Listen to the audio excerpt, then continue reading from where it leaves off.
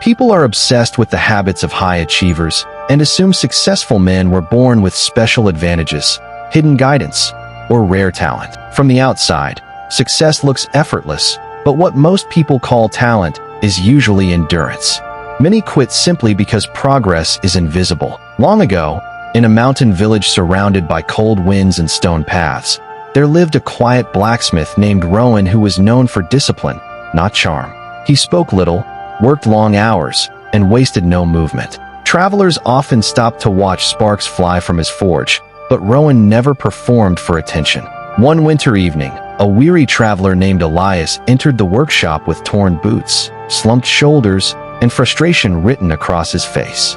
He had tried trade work, farming, carpentry, and studying in distant towns, but every path ended the same way. Early excitement followed by disappointment. He admitted he was tired of trying without results. Rowan did not respond. Instead, he pulled a bar of glowing iron from the fire and placed it on the anvil, then struck it with a heavy hammer. The sound rang loudly, yet the iron did not change shape. Rowan struck again and again with steady rhythm, while sparks burst into the air and sweat rolled down his face. 10 strikes passed, then 20, then 50, but the metal remained a rough, shapeless lump. Elias grew confused and asked why Rowan kept going when nothing seemed to be happening. Rowan calmly replied that visible change comes last and preparation happens first. The hammer continued falling, 70 strikes, 80, 90, and Elias grew restless. Watching the repeated blows reminded him of his own abandoned efforts, unfinished projects, half-learned skills, and plans he had quit when progress felt too slow. Convinced the effort was pointless, he declared that some things simply refused to change. Rowan ignored him and delivered more strikes with the same focus and force.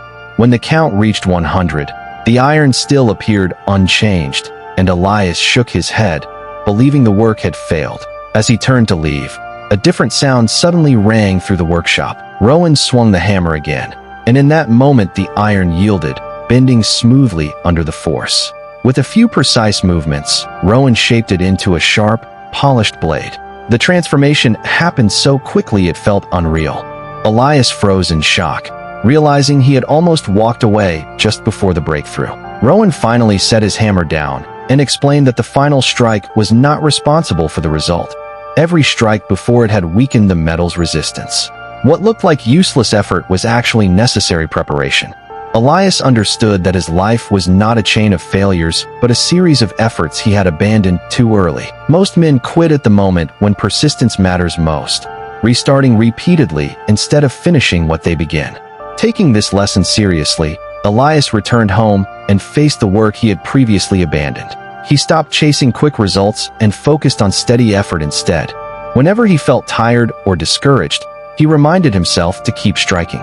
Over the years, that mindset transformed him into a disciplined and successful merchant. When people later asked about his success, he never spoke about luck or talent. He simply said he learned to continue when others stopped.